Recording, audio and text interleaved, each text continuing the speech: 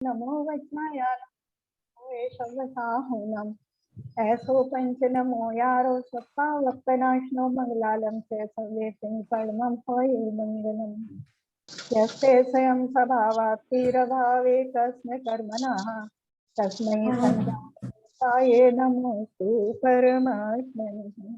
तो देवादिदेव सर्वज्ञ दिनवानी माता की जय। पूज्यपाद स्वामी महाराज। अपना लगभग पूरा रिवीजन हो गया है, 3-4 श्लोक बस रह गए थे, है ना। अभी प्रमीला पहले शायद करने वाली हैं। नहीं, संगीता करेंगी। संगीता ने बोला था। हाँ, जय जिनेन्द्र आंटी, जय जिनेन्द्र सभी को।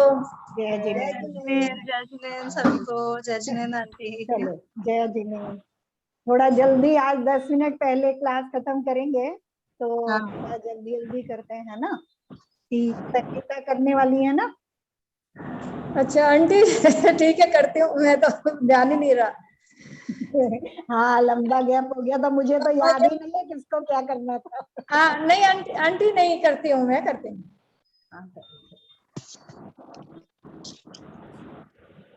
हाँ शायद 44 और 45 करना था मुझे।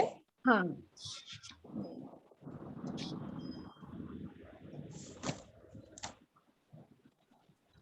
अगच्छन् तद्विशेषाण मनभिज्ञश्च जायते अज्ञातत् विशेषस्तु बध्यते न विमुच्यते। आंटी डायरेक्ट इसी का कर रही हूँ। हाँ ठीक है, चलो कर। अगच्छन् मीन्स न जानता हुआ। तद विशेषण मीन्स शरीर पदार्थ आदि की विशेषताओं को। मन विज्ञश्च अनभिज्ञ मीन्स अनजान।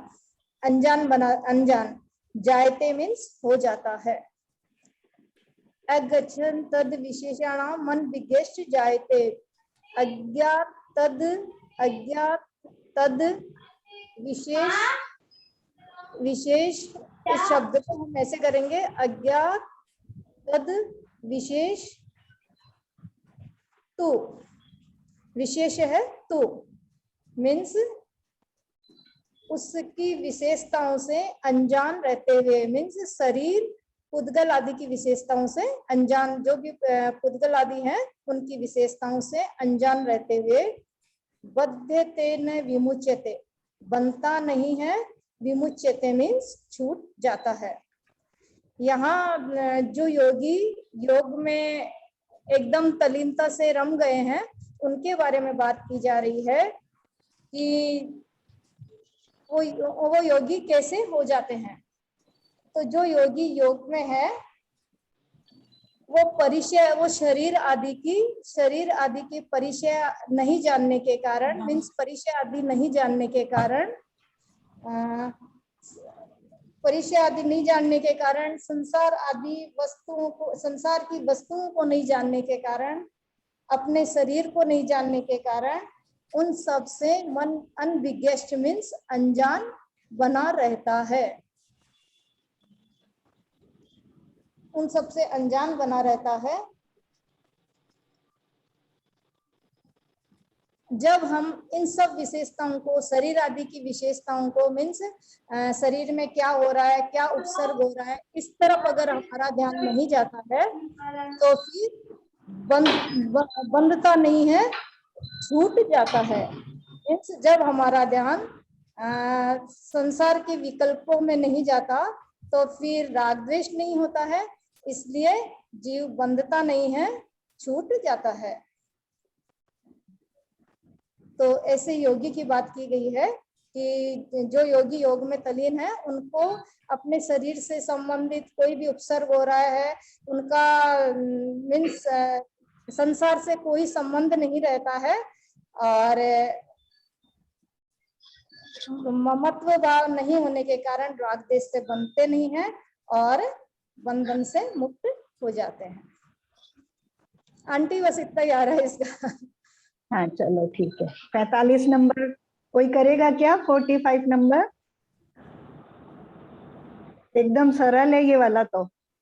आंटी हाँ, देख के मैं ही कर देती हूँ। हाँ करो, कंफ्यूज हुए बिना करो। हाँ थोड़ा सा ही करो, जितना आता है, शब्दार्थ पर आते हैं करो। पर है परिस्ततो दुख, दुख में वात्मा ततः, अतएव महात्मानस तनिमित्तम कृतो धमा।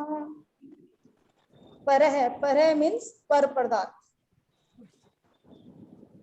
तत्व मीन्स इसलिए, पर मीन्स पर पदार्थ, पर मीन्स जो भिन्न है, मीन्स आत्मा से भिन्न है, जो अलग है।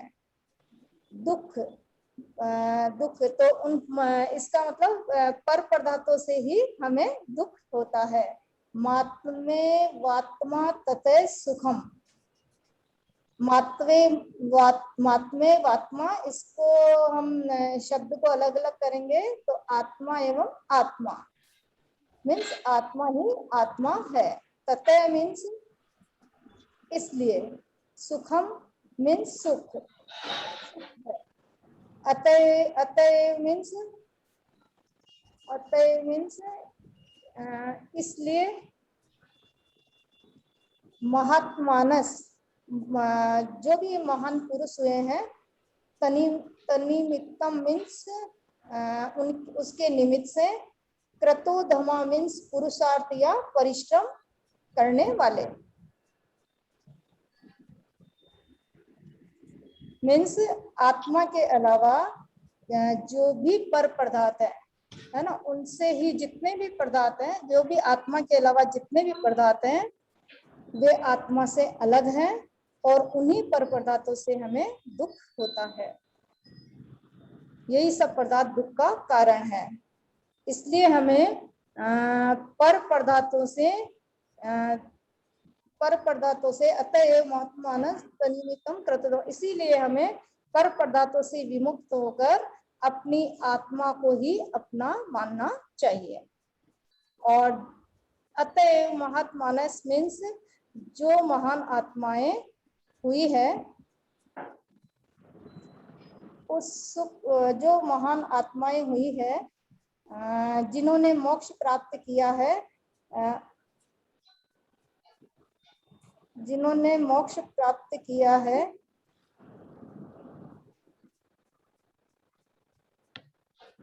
उसी के लिए यानी अपने आत्म तत्व को प्राप्त करने के लिए पुरुषार्थ करते हैं, परिश्रम करते हैं, है ना।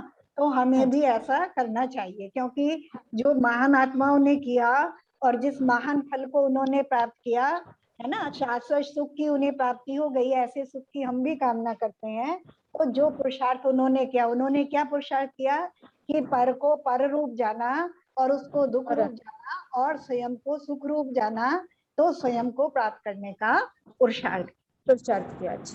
हाँ चलो 46 नंबर करो, कौन कर रहा है? आंटी मैं कर रही हूँ 46। हाँ जैसे कि अभी लास्ट श्लोक में हमने पढ़ा कि पर द्रव्यों के निमित्त से जो पर पदार्थ वो हमारे आत्म साधना में, हमारे मोक्ष कल्याण में साधक नहीं है, बाधक ही है। इसलिए हमें अपने आत्मा में ही लगना चाहिए, पर द्रव्यों की ओर ध्यान नहीं देना चाहिए। इसके आगे आचार्य श्री बताते हैं, अविद्वान पुद्गल द्रव्यम यो विनन्दति तस्य तत् न जातु जंतो समीप्यम चतुर्गतिषु मुच्यति। यह मीन्स जो अविद्वान मीन्स मूर्ख बहिरात्मा, पुद्गल द्रव्यम मतलब पुद्गल द्रव्य को अभिनंदती आत्मीय भाव से, नंदती मीन्स समादर या आदर करता है, तस्य जंतो मीन्स उस बहिरात्मा मतलब जो मतलब प्राणी को, बहिरात्मा जो आत्मा पर पदार्थ को अपना मानते हैं आत्मा, तत् मीन्स वह शरीर आदि पुद्गल द्रव्य, मतलब जातु मीन्स कभी भी, चतुः गतिषु मतलब चारों गतियों में, समीप्यम न मुच्यति मतलब साथ नहीं छोड़ता है। तो इस श्लोक में आचार्य श्री बता रहे थे कि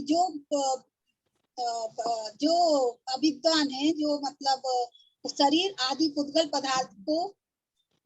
पदार्थ को आत्मा, शरीर आदि पुद्गल पदार्थ आत्मा के नहीं है, फिर भी वो मूर्ख बहिरात्मा उन पुद्गल शरीर आदि को अपना मानता है और उसी में लगा रहता है, और उसी की साज सज्जा में, तो पदार्थों की साज सज्जा में अपने शरीर में ही लगा रहता है। इसके कारण उसे चारों गतियों में भ्रमण करना पड़ता है, क्योंकि यदि वो शरीर को अपना मानेगा, शरीर को ही सब कुछ करेगा, तो उसका शरीर उसे उसका कभी साथ नहीं छोड़ सकता, और उसको ये औदारिक वैक्रियक शरीर आदि वगैरह मिलते ही रहेंगे, क्योंकि उसने शरीर को ही सब कुछ मान रखा है और वह अपनी आत्मा में लीन नहीं है। इसलिए हमें अपने आत्मा में लगना चाहिए और अपने आत्मा को ही आत्म साधना में ही लगे रहना चाहिए, ताकि हम चारों गतियों में भ्रमण न करके सिद्ध मोक्ष की प्राप्ति कर सके। फिर आगे आत्म स्वरूप में तत्पर रहने वालों को क्या होता है, आगे फिर आचार्य बताते हैं।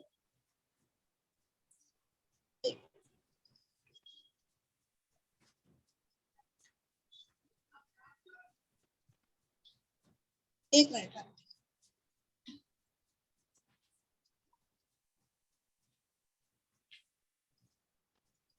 आनंदो निरत्युत्थम कर्मे, एक मिनट, ये तो 48 वाला। हाँ 47।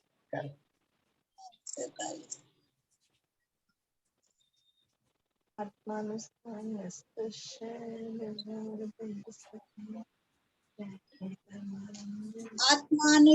निष्ठस्य व्यवहार वही स्थिते जायते परमानंद कश्चित् योगेन योगिनः।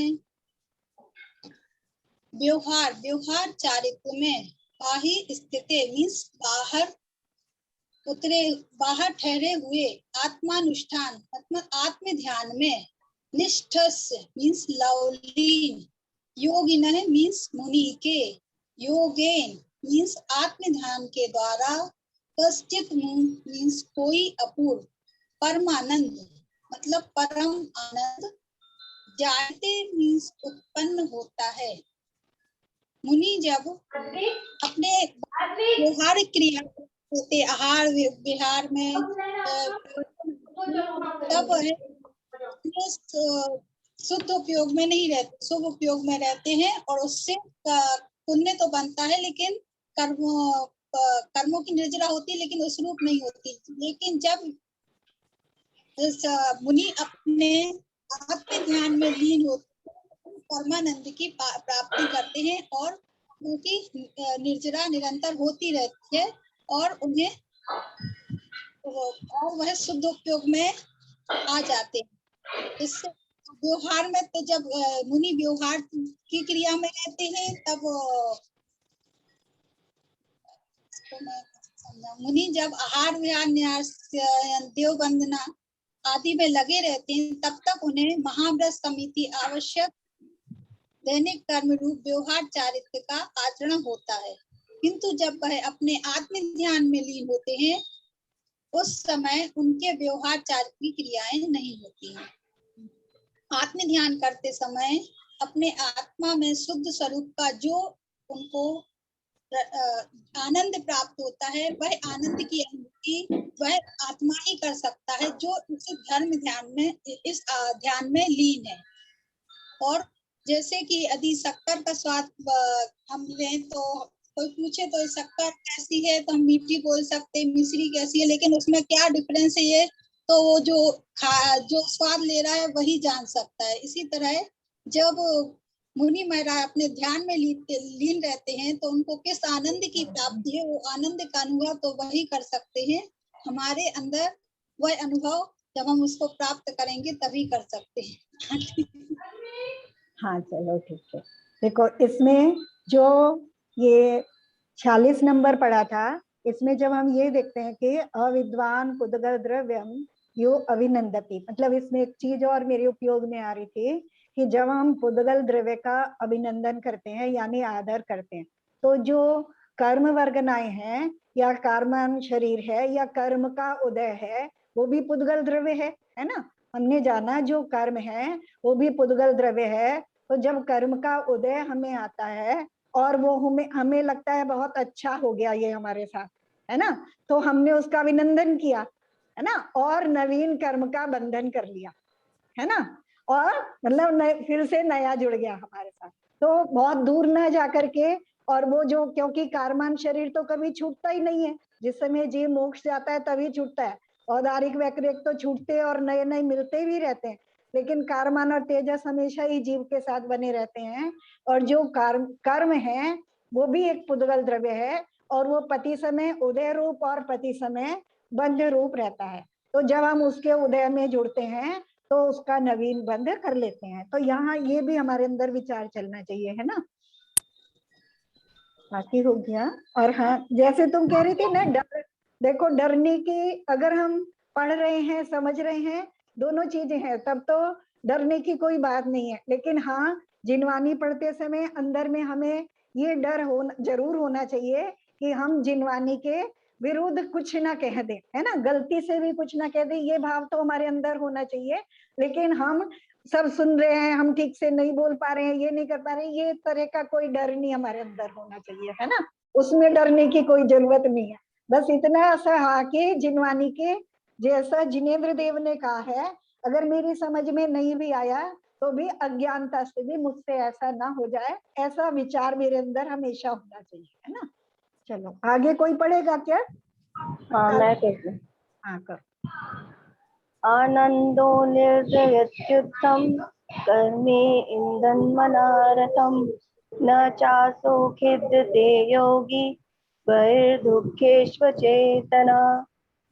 आनंदो यानी आत्मा में जो लीन होने का जो आनंद है, आत्मा में ध्यान मग्न होने का जो आनंद है, निर्दयति जला देता है युद्धम बहुत सारे कर्म ईंधन, कर्म रूपी ईंधन, अनारतम यानी निरंतर।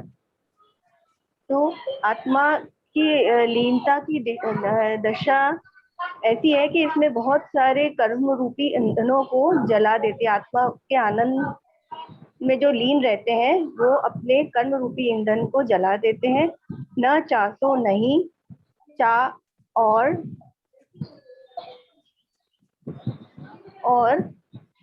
सो वह खिदते खेदकिन योगी, योगी जो योगी अपनी आत्मा में निरंतर लीन रहते हैं वो खेद खिन्न नहीं होते। किन से खेद खिन्न नहीं होते? बाहर के दुखों में, बाहर के जो दुख है उसमें वो खेद खिन्न नहीं होते। जैसे जो मुनिराज है, ये गुरुदत्त मुनिराज थे जो द्रोणगिरी से मोक्ष गए थे, तो उनको रूई में लपेट कर जला दिया था। तब भी उनको कुछ दुख नहीं कि बाहर शरीर जल रहा है तो जलने, बस वो अपने अंदर ही इतने उस आनंद को महसूस कर रहे थे कि बाहर उनकी शरीर को क्या हो रहा था उनको कुछ चिंता नहीं थी, उससे वो दुखी नहीं थे, खेदखिन नहीं थे। तो बस यही। सुकुमार मुनि जो थे, जो उनको भी शारणी 3 दिन तक खाती रही पर वो उसी अपनी आत्मा में ही लीन रहे, उनसे अनभिज्ञ होकर, मतलब उनको जानते हुए भी नहीं, अनभिज्ञ होकर अपनी आत्मा में लीन रहे। हाँ दूसरा कर। ये थोड़ा विद्या विधुरम ज्योति परम ज्ञानमयम महत् तत्प्रष्टव्यम तद्वेष्टव्यम तद्द्रष्टव्यम मुमुक्षुभिः। अविद्या यानी अज्ञान, अभिधुरम यानी दूर, दूर करने वाली, ज्योति, परम यानी उत्कृष्ट ज्योति, ज्ञानमयम महान ज्ञान स्वरूप, तत्प्रष्ट अज्ञान को दूर करने वाली परम ज्ञान रूपी ज्योति, उस ज्ञान के माध्यम से ही अज्ञान रूपी अंधकार को नष्ट कर सकते हैं। तत्प्रष्टव्यम यानी तत् यानी उसी के बारे में, प्रष्टव्यम पूछना चाहिए, तद द्रष्टव्यम, उसी का प्रयत्न करना चाहिए, तद द्रष्टव्यम, उसी को देखना चाहिए, मुमुक्षु भी, यानी किसको देखना चाहिए, मुमुक्षुओं को, जो कि मोक्ष को पाने की इच्छा रखते हैं, उन्हें मुमुक्षु कहते हैं। तो आत्मा के इसमें 3 चीजें बताइए कि आत्मा के बारे में ही पूछो, आत्मा के बारे में ही, अज्ञान अंधकार को दूर करने वाले ज्ञान के बारे में ही पूछो, आत्मा की चर्चा के बारे में ही पूछो, आत्मा की चर्चा ही पूछने योग्य है और उसी को पाने का हमें प्रयत्न करना चाहिए और उसी को देखना चाहिए। हाँ ठीक है। जैसे अभी सामान्य 48 नंबर में गुरुदत्त मुनिराज का और सुखपाल मुनिराज का उदाहरण दिया, तो ऐसे हमें ये बहुत सारी घटनाएं लगती हैं कि पता नहीं ऐसा कैसे हो जाता होगा, लेकिन ऐसा निश्चित है, क्योंकि जब हम किसी तरफ से अपना उपयोग हटा लेते हैं तो हमें उससे संबंधित कोई भी विकल्प नहीं होते, और उससे विकल्प नहीं होते तो हमें दुख और सुख भी नहीं होता। मान लो जैसे उदाहरण के लिए देखें, पड़ोसी है ना, जिन पड़ोसियों से हमारा संबंध होगा तो उनके घर में कोई उनसे संबंधित कोई घटनाएं हो रही होंगी तो हम सुखी दुखी होंगे, लेकिन जिन पड़ोसियों से हमारा कोई संबंध नहीं है तो उनके सुख दुख से हम सुखी दुखी भी नहीं होते। तो ऐसे ही जब हम शरीर से, जैसे ही वो योगी मुनिराज पुरुषार्थ पूर्वक शरीर से अपने आप को अलग कर लेते हैं और उस अपने आप में अपने आप को जोड़ लेते हैं, तो जो अपूर्व आनंद प्राप्त होता है, उस अपूर्व आनंद में वो ऐसे लगे रहते हैं कि बाहर से शरीर से संबंधित उनका उन्हें कोई भी जो घटनाएं हैं वो उन्हें खेद खिन्न नहीं करती हैं, है ना। फिर 49 नंबर में अविद्या विधूरम ज्योति परम ज्ञानमय महत, है ना, महत ज्ञानमयम, जो महान ज्ञानमय है। महान ज्ञान कौन सा? केवल ज्ञान, क्योंकि जब ऊपर अभी वर्णन कर आए कि सब कर्मों का कर्म नष्ट हो जाते हैं, है ना, बाहर से कोई परेशानी, बाहर से कोई खेद खिन्न नहीं हो रहे, अपने आनंद में लीन है, तो ऐसे में जो परम, जो महान ज्ञान रूप जो ज्योति है, महान केवल ज्ञान रूप जो ज्योति प्रकट होती है, उत्कृष्ट ज्योति की आचार्य ने उसको उपमा दी है, तो उससे संपूर्ण अज्ञान दूर हो जाता है। जैसे किसी प्रकार से अज्ञान रूपी अंधकार दूर हो जाता है, उसी प्रकार से उस परम महान ज्ञान में उत्कृष्ट ज्योति के द्वारा अज्ञान रूपी अंधकार दूर हो जाता है। तो हमें, तो आचार्य अब हमें कह रहे हैं कि हमें क्या करना चाहिए? तद प्रष्टव्यम, यानी जो उस मार्ग में लगे हैं, ऐसे गुरु, है ना, या जिनेंद्र देव अगर हमें मिल रहे हैं तो उनसे, और या जिनवानी से जो हम लेना चाह रहे हैं, जिनवानी के माध्यम से जो हम प्राप्त करना चाह रहे हैं, तो हमें तद प्रष्टव्यम, उसी के बारे में पूछना चाहिए, उसी की कामना करनी चाहिए। तद द्रष्टव्यम, देखना चाहिए, यानी देखना कैसा होगा? अनुभव करना, क्योंकि अनुभव के माध्यम से ही हम उसको देख पाते हैं। तो उसी का, किसको? मुमुक्षु भी, जो मोक्ष की कामना करते हैं, जिन्हें, यानी जिन्हें मुक्ति रूपी सुख चाहिए, जिन्हें स्वतंत्रता चाहिए इस संसार भ्रमण से, संसार के दुखों से, जिनको स्वतंत्रता चाहिए, मुक्ति चाहिए, उनको उस परम ज्योति के बारे में ही सब तरह का पुरुषार्थ करना चाहिए। 2 श्लोक और हैं, इनको रिवीजन कर लेते हैं। कोई करेगा क्या? 50-51? आंटी इसका अर्थ, बस अर्थ समझ में आ रहा है। हाँ हाँ करो, अर्थ आ रहा है, अर्थ ही करो, कोई तैयारी कुछ की नहीं। हाँ तो हाँ, कोई हाँ, शब्दार्थ आ रहे हैं तो वो भी बहुत है।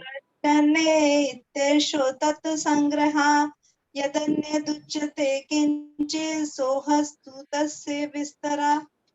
जीव मतलब जीवों ने, मतलब जीव अन्य है, पुद्गल जाने वो अन्य है, इत्ते इस प्रकार। सो यह तत्व संग्रह, तत्व का सार है। और यदन्य तो यदन्य इसका आंटी इसका नहीं पता। यदन्य मतलब जो अन्यद उच्यते, यद माने जो, यद उच्यते मतलब कही, हाँ कही जाती है, किंचित माने कुछ, हाँ, और किंचित कुछ, किंचित मतलब कुछ अन्य बात, और सोहस्तु सोहस्तु मतलब उसी के या वह, ऐसा तस्य तस्य एव उसका ही, मने उसका, ए मने ही, विस्तरः विस्तार है, सो मने वह, अस्तु मने है ना। विस्तार। हाँ, कि भाई इस श्लोक में बताया है कि हम तत्व क्या है, वस्तु क्या है, इसकी तो हम रात दिन मतलब बताते हैं, ऐसे चर्चा भी करते हैं, लेकिन वस्तु से इतना परिचित नहीं हो पा रहे। मतलब इसमें यही बताया कि भाई जीव अन्य है और पुद्गल अन्य है, जीव भिन्न है और पुद्गल भिन्न है। तो यही तत्व संग्रह का सार है। तत्व का सार, तत्व हाँ, संग्रह तत्व का सार है। हाँ, तत्व का सार है। तो ऐसे बस आंटी ऐसे मतलब ये समझ आया। हाँ हाँ, समझना तो है यही समझना है बस खाली। हाँ, समझ तो आएगा आंटी, ठीक। हाँ, कर नहीं पा रहे, कोई दिक्कत नहीं है। हाँ, हाँ। जीवो अन्य पुद्गलाश्चान्य इत्यसौ तत्व संग्रह यदन्यद उच्यते किंचित् स्वस्तु तस्यैव विस्तरः। जीवो अन्य, जीव अन्य है, जीव जुदा है, पुद्गलश्च अन्य, और पुद्गल जुदा है ना। जो कुछ भी हमें इंद्रियों के माध्यम से ग्रहण हो रहा है वो सब पुद्गल है। शरीर पुद्गल है, कर्म पुद्गल है, और इसके अलावा जो कुछ भी हम इंद्रियों के माध्यम से ग्रहण कर रहे हैं वो सब पुद्गल द्रव्य है, और वो क्या है, वो अलग है और जीव अलग है। इति यह असो, इस प्रकार असो मने यह तत्व संग्रह, यह तत्व का सार है। इस प्रकार से यही तत्व का सार है। यद अन्यद उच्यते किंचित, यद मने जो, किंचित मने कुछ, अन्यद मने अन्य कुछ, है ना। अन्य कुछ भी उच्यते कहा जाता है, इसके अतिरिक्त जो कुछ कहा जाता है, सो अस्तु वह, अस्तु मने है, तस्यैव उसका ही, विस्तरः मने विस्तार है। यानी जो आचार्यों ने जो इतना पूरा विवेचन किया है उसी को बताने के लिए किया है ना। क्योंकि हम पुद्गल खाली एक पुद्गल शब्द कह दें तो हमें ऐसे समझ में नहीं आएगा। अब पुद्गल की भी कितनी विशेषताओं के साथ आचार्य ने हमें उसे बताया, तो विशेषताओं के बाद भी हमें पूरा समझ करके कहाँ आना है, उनसे भिन्नता करने के लिए, है ना। इष्टोपदेशमिति सम्यगधीत्य धीमान मानापमान समता समता वितन्ये मुक्ताग्रहो विनिवसन सजने वनेवा मुक्ति श्रियम निरुपमामुपयाति भव्यः। यहाँ तक पहले 49 श्लोक तक आचार्य ने आत्मा से परमात्मा बनने का पूरा मार्ग हमें बता दिया, है ना। ये भी बता दिया कि हम आत्मा हैं और अन्य द्रव्यों से भिन्न हैं, और परमात्मा कैसे बन सकते हैं, पूरा डिटेल में बता करके फिर लास्ट में बता दिया, 50 नंबर श्लोक में बता दिया कि दो ही वस्तुएं हैं, एक जीव और एक पुद्गल, और दोनों अपने अपने में अलग अलग हैं। ये विस्तार है ना, ये वो है, सार है, ठीक है। बाकी सब जो है वो इसका विस्तार है। इसके माध्यम से जब हमें अपने आप को समझना है, किसी भी श्लोक से अगर हम देखेंगे तो वहां हमें पर से भिन्न किया जा रहा है। अब इस स्टोपदेश से क्या लाभ है इसको, और हमें उसका ग्रहण हुआ कि नहीं हुआ, इसको आचार्य 51 नंबर श्लोक में हमें बता रहे हैं।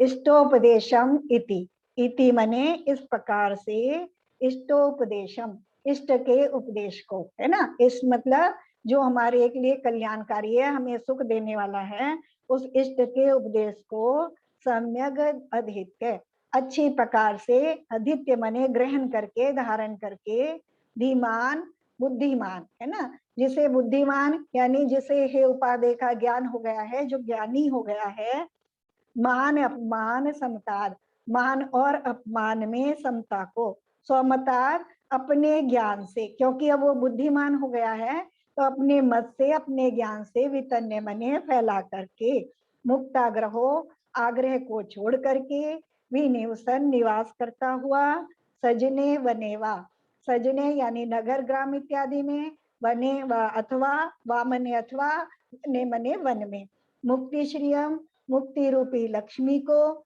निरुपमा कैसी मुक्ति लक्ष्मी, उपमा रहित, है ना, उपयाति प्राप्त करता है। भव्य, भव्य माने भव्य।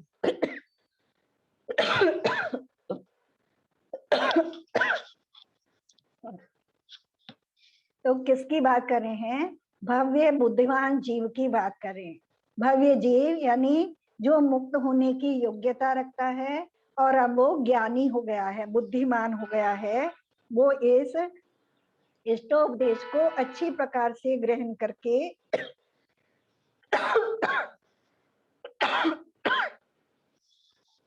और अपने ज्ञान को मुक्ति रूपी लक्ष्मी को, उपमा रहित मुक्ति रूपी लक्ष्मी को प्राप्त करता है।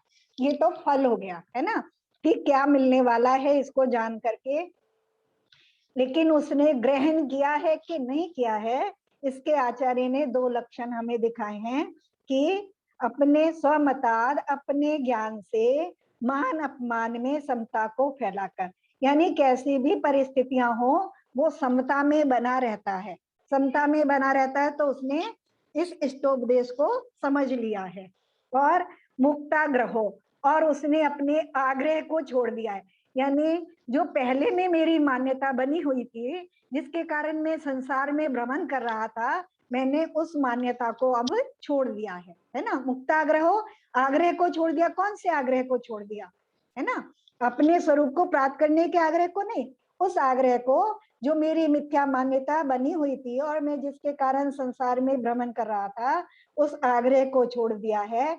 और कैसा हो गया हूँ? कैसा हो गया है? सजने वनेवा विनियुसन, है ना, कहीं भी निवास कर रहा है संसार में, कहीं भी वो रह रहा है, उसे कोई फर्क नहीं पड़ता, क्योंकि अब उसकी मान्यता सही हो गई है, मान अपमान में समता को धारण कर लिया है और अपने मार्ग में लगा है। तो वो ऐसा भव्य जीव, बुद्धिमान जीव उपमा रहित लक्ष्मी को प्राप्त करता है, मुक्ति रूपी लक्ष्मी को प्राप्त करता है। आज हमारा ये यहाँ तक इसके रिवीजन के साथ कंप्लीट हो गया, है ना। अब इसमें तो हम जिनवानी माँ से भी क्षमा प्रार्थना करते हैं, ऐसा है ना, कोई उससे पढ़ने में, कोई शब्द अर्थ में हमसे कोई भूल हो गई हो, और आचार्य से भी हम क्षमा प्रार्थना करते हैं कि उनके भाव को समझने में कहीं हमारे से कोई गलती हो गई हो, है ना। और तुम लोगों से भी कि कहीं तुम लोगों को कहीं कुछ कह दिया हो, है ना, कि लगा हो कि हाँ डांट दिया या कुछ कर दिया, तो उसके लिए। और अब इसके बाद हम पढ़ने वाले हैं अगली क्लास में द्रव्य संग्रह। इसमें अगर किसी को कोई प्रश्न है तो अभी भी पूछ सकते हैं और कभी भी पूछ सकते हैं, है ना। और अगर पूरा का पूरा ये ग्रंथ हमारा स्वाध्याय में बना रह सकता है अगर हम कोई ऐसा संकल्प ले लें, जैसे महीने में एक बार अष्टमी चतुर्दशी वाले दिन या किसी दिन एक बार हम इसका रिवीजन करने, खाली क्योंकि अर्थ काफी समझ में आ गया है, भाव भी मेरे ख्याल से सबको लगभग समझ में आ गया, तो एक बार अगर इसे हम वाचन करेंगे तो हमें उसका पूरा रिवीजन हो जाएगा, है ना। 15 मिनट में पूरा वाचन हो जाता है, तो 15 मिनट में एक ग्रंथ का स्वाध्याय हो जाएगा। हाँ आंटी, भाव तो बहुत अच्छे से समझ आता है, अब वो बताने मतलब ऐसे समझ में तो पूरा आ जाता है लेकिन समझा बिल्कुल नहीं पाते। देखो, अगर हम समझा नहीं पाते तो कुछ भी महत्वपूर्ण नहीं है ना, क्योंकि दूसरे को कोई समझा भी नहीं सकता। सच्चाई तो यही है ना कि कोई दूसरे को समझा नहीं सकता। समझा सकता है क्या, बताओ? समझा तो नहीं सकता आंटी, लेकिन तरीके से बताना, और वो भी बहुत बड़ी चीज, जैसे आप कितने अच्छे से बता पाए, लेकिन हम कोई चाहे कि समझना बहुत महत्वपूर्ण है ना, क्योंकि अपना कल्याण ही महत्वपूर्ण है और अपना ही कल्याण कर सकते हैं, तो समझना ही महत्वपूर्ण है ना। अब कुछ आप सब लोगों ने कोशिश की है और बाकी आपके पास साधन उपलब्ध है, ग्रंथ है ना, और उसके शब्दार्थ है, सब तुम्हारे पास उपलब्ध है। तो जैसे जैसे अगर तुम 2-4 बार स्वाध्याय करो, क्योंकि कोई भी कार्य जो है अभ्यास के बिना नहीं होता, लौकिक भी अभ्यास के बिना नहीं होता, है ना। कोई चाय बनाना सीखे तो जब तक 2-4-6 बार बना नहीं गई तब तक उसे अच्छी तरह चाय बनाना भी नहीं आता है ना। तो जैसे जो पढ़ेंगे तो कम से कम मान अपमान में समता और हर्ष विषाद का अनुभव, मतलब एक बार तो दिमाग में तो आएगा, भले ही अमल कितना करते हैं, लेकिन हाँ मतलब ऐसा तो रहेगा कि हाँ। हाँ, वैसे भी आग्रह, अगर हम लौकिक में भी अपना आग्रह छोड़ देते हैं और दूसरे की बात मान लेते तो सारा उस समय पूरी लड़ाई खत्म हो जाती है ना। हाँ हाँ तो ऐसे ही ये जो संसार की लड़ाई है वो हमारी ऐसी खत्म हो जाने वाली है ना। और इसमें जो है, जो हमने एक पहले वो रखा था, किसी ने नहीं भेजा है ना, एक क्विज रखा था कि हमें क्या दुख है और सिद्ध परमेश्वरी भगवान को कौन कौन से सुख हैं। बस मैंने ही डाला उसको लगातार, है ना। पूजा करते हैं, रोजाना पूजा करते हैं, सिर्फ पूजा के ही पैराग्राफ डाले, ज्यादा नहीं डाला था। जो हम पूरा उसमें पूरे अर्घ चढ़ाते हैं, जन्म मरण नाच के लिए, संसार ताप के लिए, है ना, अक्षय पद प्राप्ति के लिए, वो ही मैंने सब डाले थे। और उससे जैसे हम अगर वो थोड़ा सा भी हमारे चिंतन में अगर चलता है तो पूजा करना हमारा सार्थक होता है और स्वाध्याय करना भी सार्थक होता है, और हमें पता भी चल पाता है कि सुख क्या है ना, और कौन सा सुख हमें चाहिए, है ना। तो बहुत महत्वपूर्ण चीज है। और कई बार कहते हैं सब ये, क्योंकि ये प्रश्न सबके सामने आएगा जब तुम इस मार्ग में लगोगे कि कौन से सुख के लिए भाग रहे हो, कौन सा सुख है। वो सिद्धू को होता है तो वो सिद्धू को कौन सा सुख है, हमें क्या दुख है, हमें पता होना चाहिए ना। जो हम काम कर रहे हैं तो वो हमारे लिए उसका प्रयोजन क्या है ना। और क्यों हम एक काम को छोड़ के दूसरी तरफ भाग रहे हैं, क्यों हम संसार छोड़ करके दूसरी तरफ लगना चाह रहे हैं, उसका हमें पूरा ज्ञान होना बहुत जरूरी है उस चीज का, है ना। क्योंकि तभी उसका कल्याण, हम अपने जो कल्याण के मार्ग में ठीक से लग पाएंगे। अच्छा, द्रव्य संग्रह का क्षमा ने डाला था और मैंने डाला था 2 बार। हाँ, क्षमा ने डाला था 2 बार, तुमने डाला, एक बार क्षमा ने 1-2 बार डाला, है ना। लेकिन वो हमारे चिंतन में अगर कभी लेटने के बाद या किसी समय आराम करने के लिए हम लेटे हैं, अगर 5 मिनट भी हमारे चिंतन में उस तरह से चले तो आंटी पूरा। आ तो रहा था चिंतन आंटी में, हमने मतलब जब भी क्रिया की तो वो आया, मतलब अभी जब वो घर में मतलब अनाज वगैरह भी जब वो सब साफ करते गुण लगती तो मतलब आने लगा ये चीज की हमें इतना सब पाप भी हो रहा है और हम भी ऐसे। बाकी थोड़ा चल भी रहा था, जो लोग विधान कर रहे थे, सिद्ध चक्र का विधान कर रहे थे, सिद्धों की पूजा कर रहे थे, तो सिद्धों का स्वरूप, उनके गुण, है ना, तो समझ में भी आंटी उसे आने। बहुत अच्छा लगा मन वचन क्या है वो से ना, कृतकारित संभ्रम समारम आरंभ वाला, मतलब इतना मन, मतलब बहुत ही अच्छा उस दिन आपने लिखा।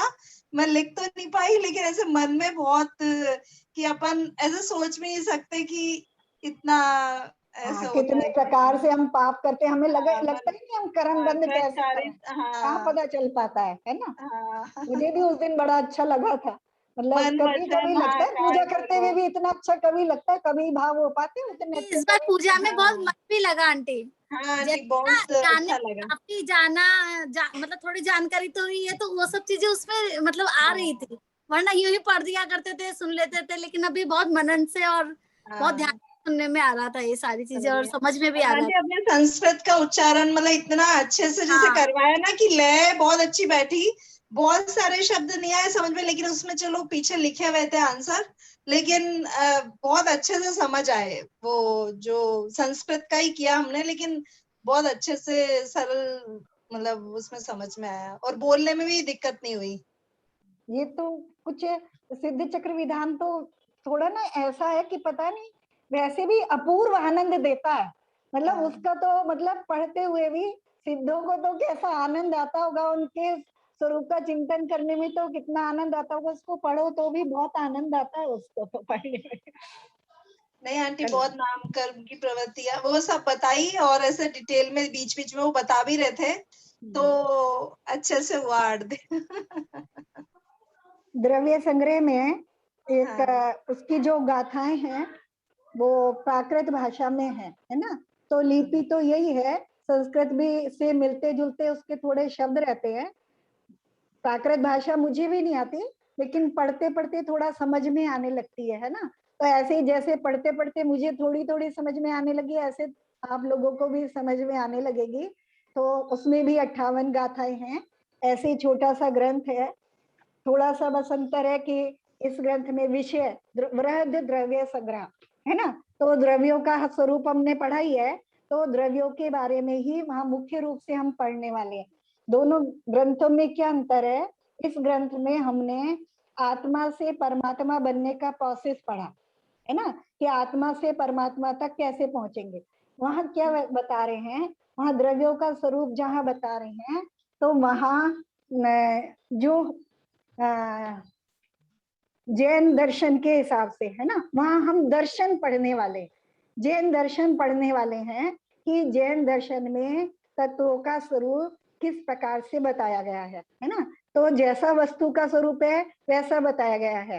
तो सर्वज्ञ तो जैसा देखते हैं जानते हैं वैसा ही बताएंगे है ना, जैसा है वैसा वो देखते हैं और वैसा ही बताते हैं।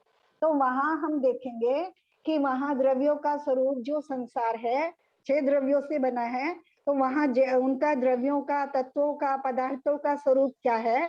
और अगर तब हम उससे क्या होगा, जब उससे हमारी जो जानकारी है बिल्कुल एक्यूरेट हो जाएगी है ना, वस्तु जो है वो जैसी है वैसी हमें समझ में आने लगेगी। उससे क्या होगा, जो अन्य जो दर्शन है, और भी दर्शन है, सर्व दर्शन तो विशेष रूप से आते हैं जिसमें वैदिक दर्शन है, सांख्य है, चारवाक है ना, ये दर्शन, तो वो वस्तु के स्वरूप को कैसा मानते हैं, तो दूसरा कैसा मानता है और हमारा जो जैन दर्शन है वो कैसा मानता है, इस चीज को भी हम उसमें समझ पाएंगे। और जब हम वस्तु के स्वरूप को यथार्थ समझ लेंगे, उसको यथार्थ मान लेंगे, तो उसी का नाम सम्यक दर्शन है। तो अगर वो जिसको अच्छे से समझ में आ जाएगा उसको सम्यक दर्शन हो जाने वाला है, उसको मोक्ष की टिकट मिल जाने वाली है ना। तो सब तैयारी करके रखें। मैं ऐसे उसकी जो गाथाएं हैं वो ऐसे ही भेज दे रही हूँ, 2 पन्नों में आ जाएंगे 58 श्लोक। एक वो उसका प्रिंट निकाल लेना, जिसके पास है तो भी, नहीं है तो भी वो प्रिंट निकाल लेना। उस समय गाथा पढ़ते समय पेंसिल से उसी शब्द के ऊपर उसका अर्थ लिख लेना है ना, जैसे बुक में कर लेते हैं। जैसे ये इन्होंने अपने ग्रंथ में ऐसे ही लिख रखे, ये मेरे पास जो ग्रंथ था अभी नीति भावी का, तो वो जब पढ़ रही होंगी तो उन्होंने पेंसिल से उसी के ऊपर थोड़े थोड़े अर्थ लिख लिए, जहां उन्हें लग रहा है ये मुझे याद रखना है, तो ऐसे हम उसे लिख लेंगे, तो हमें प्राकृत भी समझने में थोड़ी सी आसानी हो जाएगी। और जब हम गाथा पढ़ेंगे, दोबारा जब हम गाथा पढ़ेंगे, तो ऐसे ही जब हम खाली गाथाएं पढ़ेंगे तो ऐसे ही वो हमारा आधे घंटे में ही पूरा वो ग्रंथ का स्वाध्याय हो जाएगा है ना। और बस जो कहीं अगर जाओगे, तुम किसी भी संघ में जाओगे, मुख्य रूप से यही ग्रंथ पढ़ाए जाते हैं है ना। तत्वार सूत्र पढ़ाया जाएगा, 6 डाला पढ़ाया जाएगा, स्तोपदेश पढ़ाया जाएगा, द्रव्य संग्रह पढ़ाया जाएगा है ना। फिर और ज्यादा पढ़ोगे तो फिर रतनखंड शावकाचार पढ़ाया जाएगा। मतलब तो इतना सब पढ़ लोगे तो जो संघ में मिल सकता है वो पूरा मिल जाएगा। सही है। हाँ आंटी, आज मैंने पढ़ा था वो सम्यक मंजूषा में कि भय हो तो वो नियम से मिथ्या दृष्टि है, मतलब ऐसा। अब भय तो चलो, मतलब भय अपन ऐसे सोचे मृत्यु का भय या किसी का भी भय, तो दीदी को थोड़ा करोड़ बहुत का भय भय। हम नियम से मिथ्या, मेरे तो मिथ्या दृष्टि थोड़ा मतलब भय तो रह गई। मैं तो आज पढ़ के वो ही लाइन में डूब गई, मैंने कहा आंटी से पूछूंगी भी क्या है। हाँ देखो, एक अपेक्षा से तो बिल्कुल बात सही है, लेकिन भय का स्वरूप हमें समझ में आए। अगर हमें कोई विकल्प आ रहा है तो विकल्प भय नहीं है ना। किसी समय किसी चीज का कोई विकल्प आ रहा है तो उसका मतलब भय नहीं है। हाँ, लेकिन ये निश्चित है कि सम्यक दृष्टि को भय नहीं होता है। क्यों नहीं होता, बताओ क्यों नहीं होता सम्यक दृष्टि को भय? पहले कारण ढूंढो कि उसको भय क्योंकि क्यों वह जीव पुद्गल को अलग, आत्मा का तो कभी मरण होता ही नहीं है, तो फिर आत्मा तो कभी उसको कुछ होता ही नहीं, कोई जला सकता ना मार सकता है। भय केवल मरण का नहीं होता, और भी भय होते हैं ना। हाँ तो रोग 7 भय होते, 7 प्रकार के भय बताए ना। हाँ, तो उसे कोई भी एक भी भय नहीं होता सम्यक दृष्टि को, बताओ क्यों नहीं होता? लेकिन भेद विज्ञान हो जाता है उन्हें। हाँ सही बात है, उन्हें वस्तु का जैसा स्वरूप है वैसा समझ में आ गया, तो अब उसे कोई भय नहीं होता। जैसे हमने वो चर्चा पढ़ी ना कि संसार ताप विनाशना है ना, जन्म मरण विनाशना है, तो अब उसे समझ में आ गया कि मैं आत्म तत्व हूँ, मेरा जन्म मरण नहीं होता है ना। संसार का स्वरूप ऐसा ही है ना। मैं कहीं भी, ये जैसे परलोक का भय, यानी संसार में मैं कहीं भी चला जाऊं, अगर मैं अकेला हूं तो मैं सुखी हूँ है ना। एकत्व भावना जब हम पढ़ते हैं और मैं अकेला ही हूँ जिसने ये निर्णय कर लिया कि परद्रव्य से मेरा कोई संबंध नहीं है। तो और क्योंकि दुख का कारण क्या है, पर ततो दुखम, है ना, जो परद्रव्य है वो दुख का कारण है, और परद्रव्य से मेरा कोई संबंध नहीं है, मैं परद्रव्य नहीं हूँ, इसलिए परद्रव्य से मुझे कोई दुख नहीं। तो सम्यक दृष्टि को ये सारा जैसा वस्तु का स्वरूप है वैसा पूर्णतया निर्णय हो गया है, इसलिए उसको भय नहीं होता। दुख होता है उसको, है ना, क्योंकि राग द्वेष अभी बाकी है। जब तक पूर्ण वितरागी नहीं हुआ तब तक उन निमित्तों से होने वाले दुख होते हैं, विकल्प भी होते हैं, लेकिन भय नहीं होता। हाँ हाँ आंटी, जो समझ आया था जैसे भाई कि परलोक भय, ये कि भाई स्वर्ग मिलेगा कि क्या होगा, तो उसमें तो ऐसे भाई अपन अभी अच्छा करो तो वो ऐसे नहीं, ऐसे समझ जाते, लेकिन लेकिन कोई समझो ना, चीज देखो जैसे उस दिन बरखा पूछ रही थी रात को कि क्या मालूम ये हमारा अंतिम भय, अंतिम वो हो, भव हो, है ना। लेकिन अब देखो, अगर हम देखते हैं ना कि किस चीज का क्या फल है ना।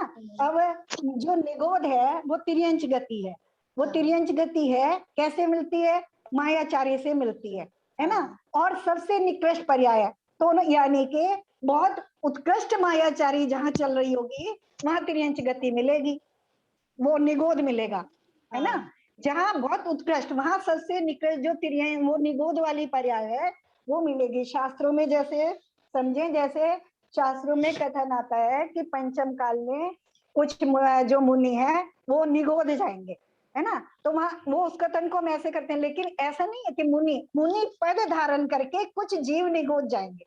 मुनि पद धारण करके यानी उन जीवों ने मुनि पद तो धारण किया है, लेकिन वो वास्तव में मुनि नहीं है।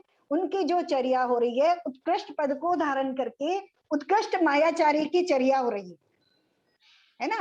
तो ऐसे जीव निगोध जाएंगे, ठीक है। और अगर हम सही मार्ग पे लगे हैं, उत्कृष्ट मार्ग पे लगे हैं, अपने स्वरूप को प्राप्त करने में और सिद्धों के चरणों में बैठ करके उन जैसा बनने की जब हम कामना कर रहे हैं, तो निश्चित ही हमारी उत्कृष्ट गति होने वाली है ना। तो ये भावों से हम अपने आप को स्वयं तोल लें, है ना, कि हम कितने दुखी हो रहे हैं, कितने सुखी हो रहे हैं, है ना। तो ऐसा वस्तु का स्वरूप है और ऐसी ही संसार की व्यवस्था, ठीक है। तो इसलिए भय करने की कोई जरूरत नहीं है, आज है ना। पढ़ के फिर उसी लाइन में हो गया। मैंने कहा आंटी से बाद में आज क्लास भी है तो मैंने कहा तभी पूछेंगे। हमें कषाय इत्यादि नहीं करनी है, पापों से बचना है, और ये निश्चित है हमारा अगला भाव इससे उत्कृष्ट ही होने वाला है ना। ऐसा निर्णय करके रखें अपने अंदर। सही है ना बॉबी? मेरा बड़े भी दिन एक बाद सवाल दिखी। है। हाँ हाँ आंटी। अरे वो शादी थी घर में, हाँ। अभी शादी थी तो 8 दिन तो हमारा उसमें ही निकल गया। मेरा हाँ, एक काफी है दिन से जैसे दिखी वो नहीं थी। प्रणम सागर महाराज जी का वो सामायिक ध्यान है। हाँ, मैं वो ढूंढ रही पूरा थी, जब मुझे मिला ही आत्मा, नहीं। हाँ नहीं हम आपको डाल देंगे, वो बहुत अच्छा ध्यान है। अच्छा, ठीक है। तो मैं आपको भेज दूंगी। हाँ, ठीक तो है। वो उसमें है पूर्ण सामायिक ध्यान है वो। अच्छा। तो उन्होंने मतलब जब आत्मा का उन्होंने पहले तो 4 भावनाओं का चिंतन कराया, जो मैत्री भावना है, वात्सल्य भावना है, मध्यस्थ भावना, और उसके बाद में उन्होंने 12 भावनाओं का चिंतन कराया। उसके बाद वो आत्मा का चिंतन कराते हुए, आधा तो मेरे याद ही नहीं रहता, उन्होंने बोला यही मेरा 100 काल है, यही मेरी 100 पर्याय है, और यही 100 परावर्तन है। तो मैं मतलब इन तीनों का प्रॉपर अर्थ जानना चाह रही। 100 काल मतलब देखो उस अभी समय जो हमारे अच्छा समय चल रहा वो है 100 काल? नहीं, वो स्वकाल नहीं है। जो वस्तु जो जो वस्तु है वो हर वस्तु परिणमित होती है ना, है ना। हर द्रव्य का गुण परिणाम रूप है, तभी तो उसमें उत्पाद व्यय होता है ना। उत्पाद व्यय द्रव्य युक्तम सत, है ना। यानी जो सत्य है वो द्रव्य है और वो उत्पाद व्यय से युक्त है। तो जो उसमें प्रति समय नई नई पर्यायों का होना है वो स्वकाल होता है। ये विषय ना अभी हमारा द्रव्य संग्रह में इतने अच्छे से चलने वाला है कि तुम दूसरों को भी समझा पाओगे, इतने अच्छे से आने वाला है। अच्छा, और 100 पर्याय मतलब जो पर्याय बदल रही हैं। हाँ, मतलब अपन ध्यान भी करते हैं तो कई बार ऐसा नहीं है कि मतलब बहुत ही कुछ भी जो अपन अपने पर्याय, विचार देखते हैं तो जैसे पर्याय कभी एक क्या अच्छा होगा? विचार भी आ रहा, पर्याय कभी एक किसे बुरा। कहते हैं? पहले देखो बता, पर्याय किसे कहते हैं? थोड़ा सा क्लियर कर लो, पर्याय किसे कहते हैं? द्रव्य या गुणों के समूह को? नहीं, गुणों के परिणमन अच्छा। को पर्याय कहते हैं, है ना। गुण की अच्छा, एक गुणों के मात्रा परिणमन बदल के को। दूसरे रूप हो गई तो वो पर्याय है। जैसे दूध से दही जमा दिया तो वो दही अच्छा। दूध की अगली पर्याय है ना। फिर उससे मक्खन निकाला हाँ। वो अगली पर्याय है, घी निकाला वो हाँ। अगली पर्याय है ना। तो ऐसे हाँ। ही स्व पर्याय होगी, क्या होगी? जो जीव के गुण है ना। तो जीव के गुण क्या है? उनको बदलने के बाद जो नई नई अवस्थाएं बनेंगी वो पर्याय, वो स्व पर्याय है। अच्छा। ठीक हाँ, है। हाँ। बदलना और है, स्व परावर्तन है? और वो जो बदल बदल आप के नया नया जो नई नई इस गमन कर रहा है नई नई जगह में, वो स्वयं ही परिवर्तित हो रहा है, वो स्व प्रवर्तन है। अच्छा। समझ में आ जाएगा, अच्छे से आ जाएगा, अच्छा। कठिन नहीं है ना। जहाँ अच्छा। स्व है, जहाँ स्व है वहां स्व में लगा लो सब कुछ, है ना। और अभी ये निश्चय नए से बात हो रही है, उसमें जब हम बात करेंगे सारे नए भी लगा करके बात करेंगे। निश्चय और व्यवहार नए को भी। अच्छा। जो टीका है ना, जो गाथा है, वो तो केवल ऐसे ही है कि शब्द अर्थ है, गाथा इतनी नहीं है। लेकिन जो मैंने उसकी टीका देखी है, टीका में आचार्य ब्रह्मदत्त सूरी शायद है जो टीकाकार हैं संस्कृत के, उन्होंने जो व्याख्या की है पूरी नयों की अपेक्षा से भी पूरी उसकी व्याख्या की है। तो वहां तुम्हें नए भी समझ में आ जाएंगे और नयों के हिसाब से स्व और पर भी, कितना स्व है और कितना पर है। नए निश्चय नए से क्या स्व है, अशुद्ध निश्चय नए से स्व क्या है, व्यवहार नए से स्व क्या है, सब समझ में आ जाएगा। ठीक है, वहां पे प्रश्न करना फिर उसके साथ। अच्छा। तो पर चतुष्टय, सौ चतुष्टय तो पता पड़ गया, पर चतुष्टय क्या है? जो मुझसे जो कुछ भी, मैं जीव द्रव्य हूँ, उन्होंने मतलब वो समय में सारी सब वो सब पर चतुष्ट है। उसका अच्छा। भी अपना द्रव्य है, हाँ। अपना परिणमन है, अच्छा। अपना अच्छा। काल, अपना क्षेत्र है ना, अपना भाव है सब। चाहे वो शरीर है, चाहे दूसरा जीव है, चाहे अन्य कोई और द्रव्य कोई भी है, तो वो सब पर के अंतर्गत आता है। अच्छा। उन सब में भी ये चीजें लागू होती है, हर द्रव्य में लागू होती है। क्यों? ठीक है, थोड़ा थोड़ा सा क्लियर हुआ होगा, पूरा नहीं हुआ होगा, हो जाएगा। लेकिन जब ये सब समझ में आ जाएगा तो फिर वेद विज्ञान ही हो जाएगा ना फिर। मुश्किल है, मतलब अपन ऐसा सोचते हैं भेद विज्ञान तो दो ही अक्षर हो गए, बट जब है ना अभी जैसे कुछ शादियों मुश्किल में नहीं गए है। थोड़ा ऊपर नीचे बातें होती है नहीं, चलो अब लेकिन अगली जब बार अपन करते ना हैं। वहां पे इतनी धक्का मुक्की चलती है जीव और पुद्गल की, अंदर से देखो तो इतनी धक्का मुक्की, और अक्सर ना पुद्गल ही जीत रहा है अभी तो। हाँ चलो ठीक। आत्मा तो बेचारी बहुत ही दब जाती है। सरिता थोड़ा जल्दी क्लास खत्म करनी है, मैंने तो मतलब अभी ये जिनवानी अपने स्तुति ऊपर अभी करते हैं, अगली बार ये करते जो हैं। हाँ, जिनवानी स्तुति करते हैं ना।